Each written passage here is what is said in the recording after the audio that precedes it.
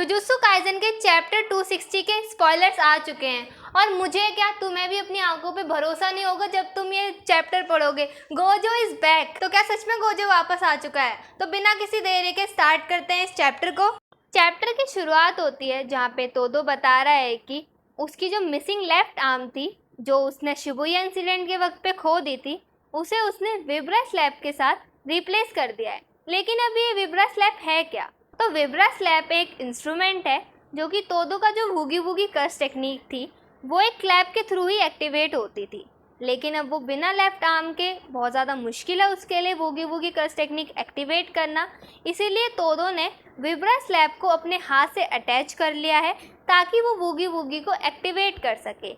और ये जो इंस्ट्रूमेंट है उसके नीचे एक वुडन बॉक्स लगा है और ऊपर एक मेटल पीस है। जैसे ही दोनों आपस में टकराते हैं तो वूगी वूगी एक्टिवेट हो जाता है। और अब ये कैसे पॉसिबल हो सका है वो हमें बताया नहीं गया है, वो तो हमें आगे पता चल जाएगा कि कैसे करा है उसने। और अब तोदो इस विब्रा स्लैप की वजह से ही ना 1 सेकंड के अंदर 50 बार लोगों को स्वैप कर सकता है। इसी के बाद यूजी और तोदो दोनों मिलकर सुकुना पर अटैक करने लगते हैं, लेकिन सुकुना को कुछ भी नहीं पता कि यहाँ पे चल क्या रहा है। और तोदो ने बाइंडिंग वो का भी यूज़ किया था जिससे वो मल्टीपल टारगेट्स यानी कि एक बार में ना बहुत सारे ऑब्जेक्ट्स को स्वैप कर सकता है। और उसने अपनी टेक्निक की रेंज भी बाइंडिंग वो की मदद से बढ़ा ली थी। और तोदो ने बाकी सभी सॉर्सरर को भी वहाँ से सेफली निकाल दिया है और यहाँ पे सिर्फ अब तोदो ही बचा है। और सुकुना तभी कहता है कि मैं सभी सॉर्सरर में तुम्हें ही नहीं चाहता था यहाँ पे, क्योंकि तुम सबसे ज़्यादा सेल्फ सेंटर्ड हो।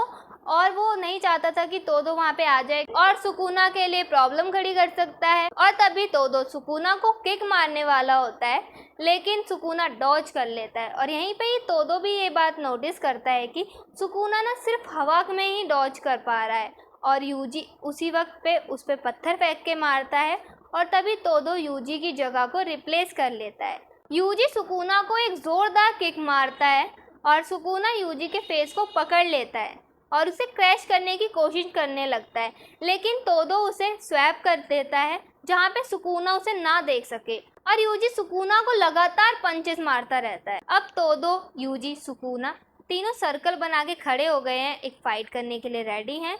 और सुकुना ना वूगी वूगी की वजह से काफ़ी मुश्किलों का सामना कर रहा है। अब सुकुना को ये रियलाइज़ हो चुका है कि तोदो एक टैप में कितनी बार स्वैप करता है ना, इसे अच्छे से मैनेज करना जानता है। और सुकुना सोच रहा है, अभी उसे कोई भी आइडिया नहीं है और सुकुना अज्यूम करता है कि ये सब ना यूजी पर डिपेंड करता है। जब यूजी का ध्यान एकदम पीक पर होगा ना तभी तोदो का स्वैप करना पॉसिबल हो सकता है। और ये भी चांसेस है कि हो सकता है कि वो उसे ट्रिक करने के लिए स्वैप करे ही ना। और इसी वजह से सुकुना अब यूजी को पंच मारने के लिए जा रहा है। और उसी वक्त पे मेई मेई का क्रो सुकुना के सामने आ जाता है, यानी कि सुकुना को जिसका डर था वही हुआ, तोदो ने उसे ट्रिक कर दिया है।